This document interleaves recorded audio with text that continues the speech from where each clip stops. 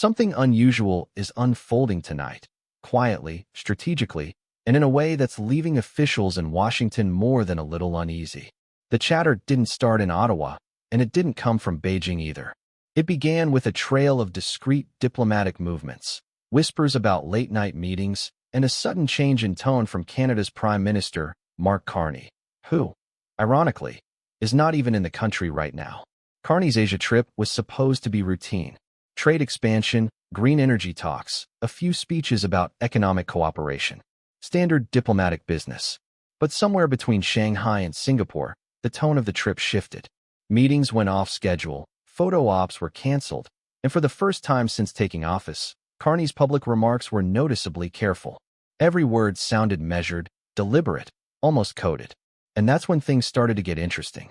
Officials in Washington began noticing discrepancies, small but significant. Communications between Canadian trade envoys and Chinese counterparts increased sharply over the last 72 hours. Some of those messages, according to insiders, bypassed normal diplomatic channels. Not illegal, but definitely unconventional. Now, this could all be part of a larger trade strategy. Carney's known for that. He's a numbers guy, a negotiator who doesn't mind working in silence until he has leverage.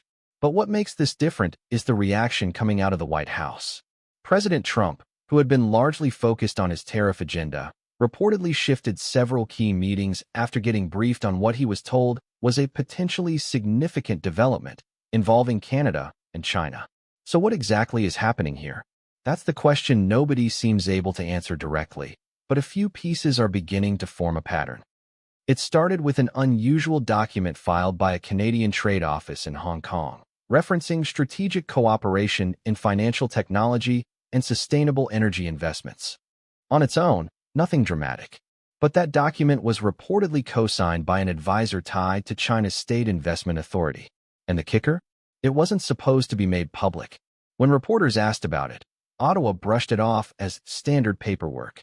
But the phrasing in that file, particularly the section about joint management of sovereign digital reserves, has analysts buzzing. Because if true, it suggests something far bigger than a green tech partnership. It suggests a shift in how Canada might handle parts of its international reserves, with China playing a much larger role. Now let's pause here. We're not talking about an announced agreement or a signed treaty. Nothing official has been confirmed. But the timing is what's raising eyebrows. Just days before this surfaced, Trump delivered a fiery statement criticizing foreign governments manipulating energy markets and digital currencies. He didn't name Canada, but within hours, his administration reportedly called for an urgent assessment of non-aligned financial activities between Ottawa and Beijing. And right there, in that single phrase, non-aligned financial activities, you can almost feel the tension. Because behind the diplomatic language, it sounds like Washington thinks something is being kept from them. Carney, meanwhile, hasn't directly addressed the rumors. His team insists the Asia trip is about expanding economic opportunity in the Indo-Pacific. But observers have noticed a pattern. Nearly every stop on his trip has included meetings with Chinese or China-aligned officials. From investment forums in Kuala Lumpur to private dinners in Shenzhen, the focus seems to be shifting from trade cooperation to something much more strategic. It's not just about goods. It's about influence, technology, and control over the next phase of global finance. And that's exactly where this story takes a darker turn. According to sources familiar with the talks, Carney's advisors have been quietly discussing a dual reserve model, something that would allow Canada to balance its financial reserves between Western and Eastern blocs. In theory, that could reduce dependency on U.S. markets. In practice, it could rewrite decades of economic alignment between Ottawa and Washington. And that, apparently, is what's making President Trump furious. Reports from Washington suggest the president was briefed personally on this development and reacted with what one insider called explosive frustration. Not because a deal was confirmed, but because of what it might signal: the beginning of a pivot away from U.S. dominance in North American financial structures. Now imagine that for a moment. Canada, America's closest ally, exploring financial strategies that echo China's economic architecture. No wonder the mood in Washington is tense. Yet Carney's team, as always, is staying calm. His spokesperson said there's nothing unusual about meeting with Chinese officials during an Asia trip.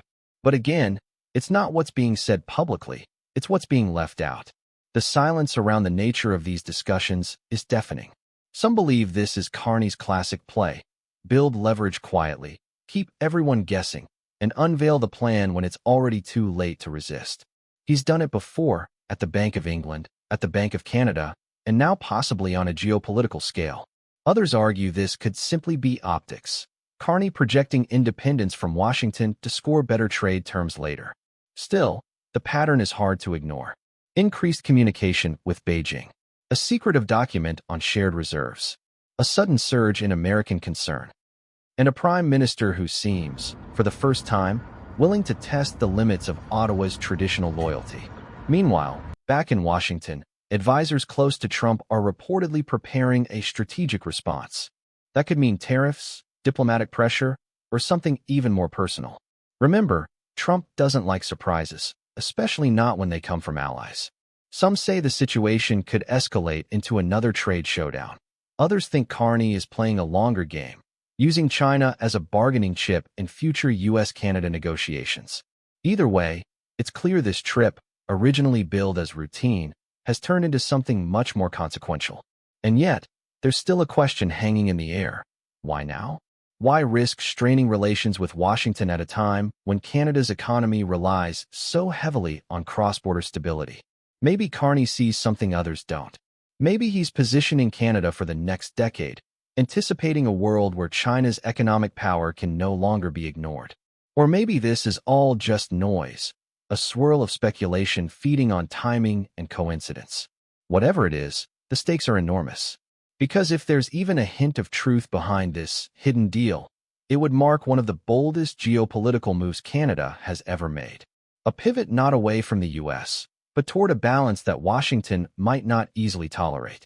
For now, both sides are holding their cards close. Beijing remains silent. Ottawa insists there's nothing new to see. In Washington, they're watching, closely, impatiently, and with growing suspicion. As Carney continues his Asia tour, every word, every handshake, and every closed-door meeting is being analyzed for meaning. Because behind the polite speeches and photo ops, something much larger might be unfolding, a quiet realignment of economic power, hidden in plain sight. And while no one can say for certain what's really being negotiated behind those doors, one thing is clear: the world is paying attention. Because when the Prime Minister of Canada starts reshaping his alliances halfway around the world, and the U.S. President starts reacting before anything's even confirmed, you can sense that something beneath the surface is shifting. Something big. But until anyone steps forward with proof, all we can do is connect the dots and wait to see which story turns out to be true. And to be clear, nothing in this report has been confirmed by any official source.